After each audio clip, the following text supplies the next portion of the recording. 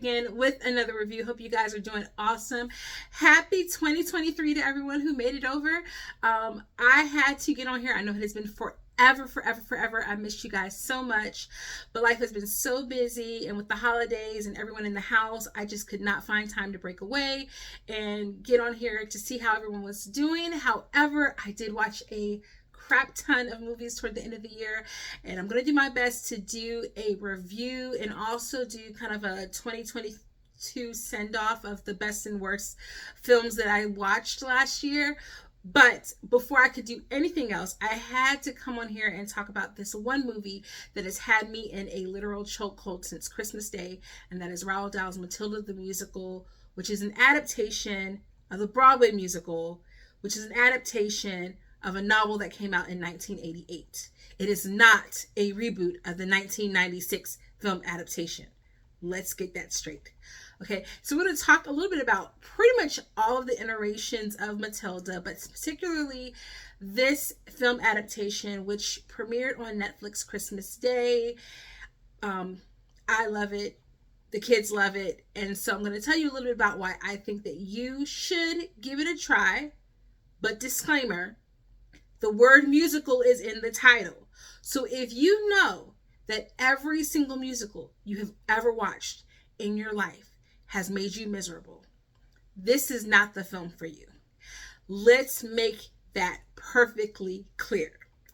But before we get into the nitty-gritty and the light, minute spoilers, again, the source material has been out since 1988, guys, so there's that.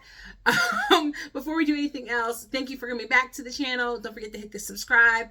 Don't forget to hit the like. We are trying our best to get to 1,000. I was really hoping to get to 1,000 before 2022 got out, but I kind of got slow in making some reviews and some content toward the end of the year. Fingers crossed that maybe by spring break we can break the 1,000 threshold over here. If you have already subscribed, thank you for coming back. Don't forget to tell a friend and bring them over to the channel. So without further ado, Matilda the Musical. My only knowledge about Matilda the Musical in terms of the Broadway musical is the Tony Awards, where they performed a medley of songs from the film. And I thought it was good. Sorry, something's in my eye. I thought it was really good. The performance was really good. But one of the things with the Tonys is you get these teasers of what's going on. But if you are far and away from being able to go to New York, visit Broadway, afford a plane ticket, afford the tickets to see a Broadway musical, then unless you're really familiar and have gotten a chance to listen to the original cast recording, you really don't know the film. Until Hamilton came out on Disney Plus, I had binged pretty much everything that I could find about Hamilton, because for some reason Amazon decided to let me get a hold of the cast recording when it came out and when it was streaming on Amazon Music, and I fell in love with it, and then I went down a rabbit hole of finding any and all video content about it. Matilda is one of those films that I really was like, I really like the 1996 one with Danny DeVito. Do I really want to hear a bunch of kids singing? I've enjoyed films like Annie, but I'm not really big on like the kid musical scape, and sometimes musicals just pass me by. So I say all that to say I knew very little about the musical other than it was Matilda. I was a little bit more familiar with the book because it came out in 1988. And where was I in 1988? Well, I was 6 years old. So I was in the first and second grade. So I read most of the Roald Dahl books during those years of second and third grade. So I was very familiar with the source material, but it's never been the one that really stuck with me. I was really much more of a James and the Giant Peach and Charlie and the Chocolate Factory kind of girl, the witches. And while Matilda does have magical powers, it never really felt as much of a fantastical story as those other works. And you guys know me, I'm a big fantasy girl. Then we leap forward to 1996. I believe I'm somewhere around 14. And of course, at some point in time, the movie comes on. I didn't see it in theaters. It comes on HBO. So pretty much if you were lucky enough to have cable or a hookup, then that's kind of how you got your content back then. And Mara Wilson, Danny DeVito, it was such a fun adaptation. It was so good.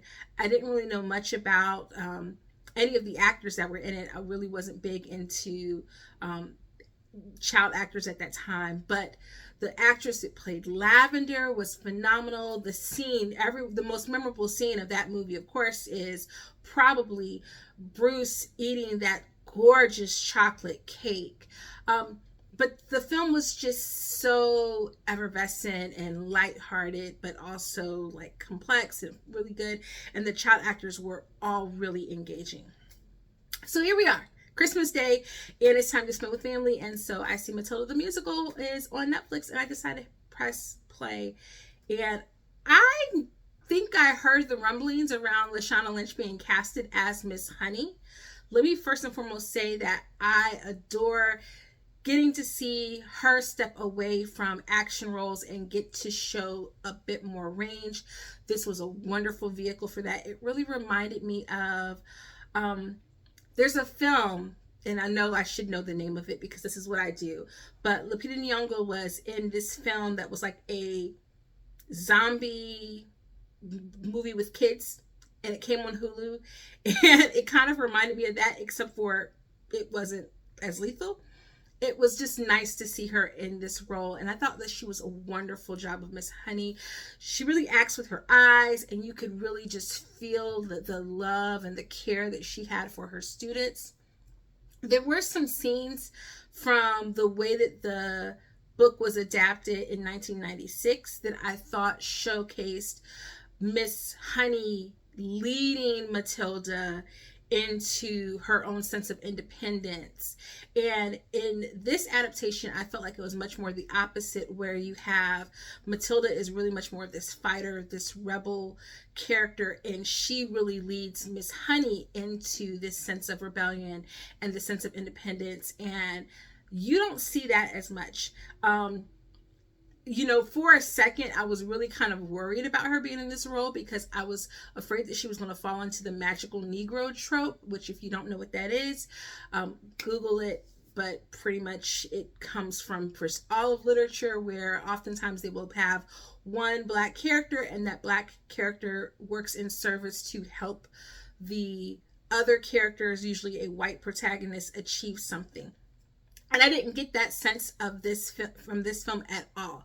Very much it felt as though Miss Honey was being helped and almost rescued by Matilda, and then their love and devotion to each other kind of saved each other. So that was so nice. Emma Thompson. I sometimes forget how great of a character actress she is, that she really just disappears into these roles, but she kills it as Miss Trunchbull. She absolutely kills it. She's one of those people that does really well with makeup, and of course she's been in things like Nanny McPhee. She's Professor Trelawney in the Harry Potter series. But then you get her earlier works with something like Love Actually or Sense and Sensibility, which is still my favorite Jane Austen adaptation. And the range that this woman has, and what I love about her, is that when you talk about her roles where she plays these heavily maked up characters, they don't feel the same. She really seems like she goes after, like Nanny McPhee was harsh at times, but she was strict. And Trunchbull is like a villain, right? Is like a child throwing villain. And then Trelawney is just kind of like ditzy and like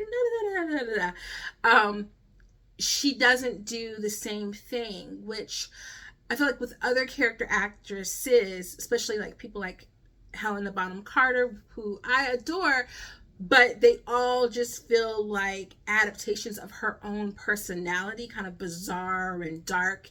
And I love that we have someone like Emma Thompson who just really kind of disappears into all these different roles. And I thought that she brought a lot of humor to the role, but also the appropriate amount of, like, we fully see Miss Trunchbull as a villain. She's not redeemed at all in this, and I like that. I like that every villain doesn't have to have an arc.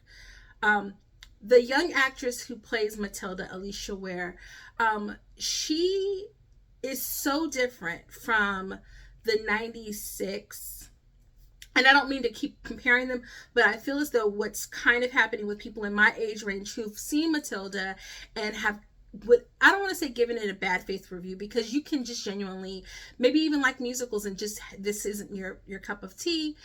But I feel as though a lot of them are comparing the two, and I feel like they are distinctly different properties. They are both adaptations of a novel. This is not trying to be an adaptation of the 1996 version. And so you have two very different Matildas. And in the original, you get to spend a little bit more time seeing Matilda develop this sense of independence. My favorite scene, if you can find it on YouTube, is the scene where a young Matilda is left at home by herself with basically an open can of beans in a pot, and she dumps the beans and ends up making herself pancakes. Love, love, love that scene, because you get a sense of her intellect and a sense of her independence. We don't get as much time with that version of Matilda in this. How we get the sense of Matilda's independence and her intelligence is really through the mechanism of her being a storyteller. And I thought that, and with telling Miss Phelps the story of like the acrobat and his wife, and so I thought that the escape artist, escapologist is what he's called, and ends up being, of course, well, I won't spoil that part for you, but through her storytelling, you get to see how smart she is and how intelligent she is. The musical numbers were very well done. There are some that are a little bit more forgettable, the softer ones, but I really liked the very first musical number, which is called Miracle, where you get to see all these parents talking about how they love and adore their children. Funny little tidbit, because my mom was visiting for the holidays, and we were laughing with my husband as we were thinking about how enamored we were with our boys when they were born, and looking back at their pictures now, we were like, these were some alienish looking children at their young ages, but in the haze of being new parents, they were gorgeous to us because they were ours. And it's something that my mom had always said to me growing up, but then even she did it with my kids. And so it's so funny looking back where it's like these pictures are hideous until they get to be about 6 months old, where they really start to look a little bit more human. And I just thought that was so hilarious, because you're seeing these parents looking at their kids, talking about how their kids are going to be great, they're going to do all these things, and then you have that juxtaposed to Matilda's parents, who are so disappointed that they've, one, had this baby, and then two, that she's not a boy. I can't for the life of me remember if Matilda having a brother was in the novel. I seem to recall that it was, but I definitely know that it was present in the 1996 version. And I think I kind of wish that they had kept that element for this, but to my understanding, the musical is a more faithful adaptation of the novel than the movie is even. And so I don't know for sure, and I didn't bother to reread the novel for this review. I'm so sorry. But I liked the juxtaposition of that from the 96 film, so you would get that sense of like how they treated the son versus how you had the daughter. I do feel like with some of the reviews that are out on YouTube, if you find them, and a lot of them calling this woke media, that actually having the brother there to show the disparity between how they would treat their daughter versus their son would actually be more of a political statement. And so I feel like in that way, the 96 version deals with sexism in ways that perhaps this version doesn't at all. It just deals with the fact that she's just this unwanted child. And it doesn't really deal with her being a girl at all. And I do think that for this being in a more geared toward kids, we talked about this in the Wednesday review, that sometimes you have to keep in mind when you're doing like film reviews and media literacy, that you have to keep in mind the intended audience is that this is a family production, and it's meant to be something that can be shared communally with children and adults, that not bogging it down with all of those elements, allow them to focus on more, and you strip down some of the things so that you can add more of the fantasy building into this world. And I feel as though that is what makes Matilda as a musical work. I'm not finished talking about some of the actors and actresses. I'm going to get to that in a second. But I feel as though, for me, that is what makes this work as a musical, because you do have to kind of have this like suspension of belief when you're encountering a musical where these people are breaking out into songs and this is completely normal. It's why sometimes going back and watching things like Grease, though I grew up with them and I love them, it's a little uncomfortable because it's like, why are these teenagers who are actually 30-something-year-old adults, and why are they breaking out into song? This is kind of weird.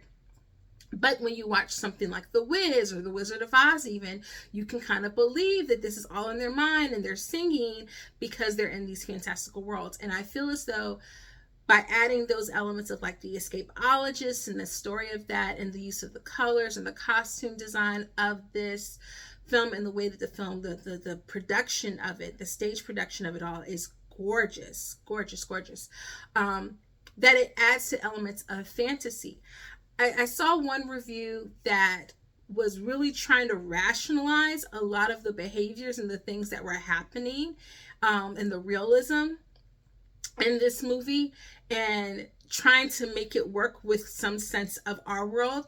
And I kept thinking to myself, you do get that this is a fantasy world, right? I mean, like, we really just watched a woman grab a girl by her pigtails, swing her around in a circle, and haul her across a fence. First of all, the fact that that girl's hair wasn't dislocated from her scalp and bleeding, which would have happened had this been a real life. This would have been a much darker film. This would have been Matilda for adults, Matilda After Dark, Matilda the horror film. So this is a fantasy world. It's not meant to be in our world. Like, yes, there's a mention of her being in the Olympics, but hello, do you not remember the 1960s cartoon or 1970s cartoon, the Animal Olympics? Like, the Olympics, just the term of it all, can be borrowed by any world. This doesn't have to be set in a real world. And I went into this assuming that it wasn't. It was kind of it was a sense of timelessness. Like, there wasn't anything very specifically dating this in one set time period, which I really loved that about it. I mean, hello, the colors in the first scene firmly establish you in a fantasy realm where hospitals don't really look like that. Everything is bright and colorful, and people are singing about how great their kids are, and babies are singing. Like, it's a fantasy world. Get over that. Get over that element of it, and don't try to rationalize that. Like, yes, there's some things like the social worker coming to the house, and why would Miss Honey want kids to come to the school? Well, because Miss Honey is sweet, and it's the only school that's nearby, and so the kids got to go to school, and Miss Honey stays there so she can help be a light for kids, which is why, hello, insert a little bit of reality, why most good teachers, if they're truly good, will stay at bad schools, not because the pay is great, but because they want to stay there and help the kids. But I digress. Soapbox. The thing that has made this movie so memorable is definitely the music. Miracle, When I Grow Up was a great tune. I even like the first song sung by Matilda, which is Naughty. I think that firmly grounds us in some of those elements that show her as a rebellious character. Someone who's going to shake things up and change things and fight for herself. And she says that in the song, so that when we get to the end of the movie, we can see that she has just been like the tipping point, the inspiration for all these kids to fight back and do something. The school song is so much fun, so clever. The writing of this, the music and lyrics are written by Tim Minchin. So good. That one song in particular, so good, so clever. And if I were pulling into my old school days of teaching, when I would teach like a song unit and allow students to break down a song, this would be one of those songs that I would want to break down, because the way in which it plays with words, uses like different meanings and double meanings and things like that. So clever. And of course, you cannot talk about Matilda the musical without talking about that song at the end, that big, large ensemble song, Revolting Children. The young lady, I think her name is Meesha, who plays Hortensia, 10 out of 10. 10 out of 10. I can see why they grounded that character and gave her so much more of a bigger presence than she was in the 96 version. She is kind of this slightly antagonistic character where she's just kind of more like older and jaded and is trying to get the young kids to understand just how dangerous this school is. And she does a phenomenal job. You cannot take your eyes off of her in that number. And I've been playing that song on repeat since the musical came out. It's a great number. And then even the number at the very end, I want to say it's called like Holding Your Hand, but it's Miss Honey and Matilda singing to each other at the end. Beautiful song, very heartfelt. You could just feel the love and adoration.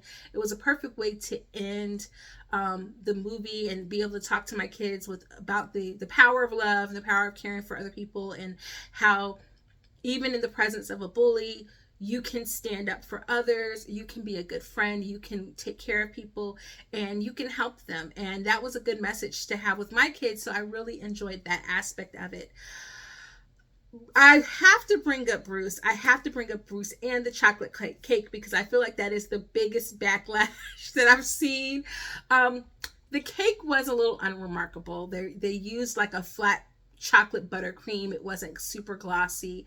They really should have gone with like a ganache coating for that cake, because while the cake was much larger in scope than in the 96 adaptation, that cake from the 96 adaptation was just completely breathtakingly gorgeous. It is the type of it was oozing with chocolate at every level. It was the type of chocolate cake that you would want to have. Anyone would want to eat that. We understand why Bruce stole that cake, and then we really want Bruce to get it. I also really liked in the 96 when she breaks the platter on his head, because I think it firmly establishes like how just mean and much of a bully Miss Trunchbull is. That might have been a little too violent for this adaptation, so I was willing to do within it. I do like the musical number that they sing, the Bruce number. I like the kicks and how it goes, like the kind of cabaret kind of almost style of music. I don't know what that's called, but it makes me think of like the movie Cabaret or Chorus Line elements of it. I really like that number, but I do wish that the cake had looked a little bit different. But all in all, I thought Matilda the Musical was great. One of the best musicals to come out of this year. I feel like in 2021 we got Encanto, now we have Matilda the Musical. I will be listening to this soundtrack, and I've gone back and listened to the Broadway recording. I do like the musical, the Netflix movie soundtrack a little bit better, just because I think the production value is better and feels like something that you can listen more on repeat. But I'm going to give love to the Broadway recording as well.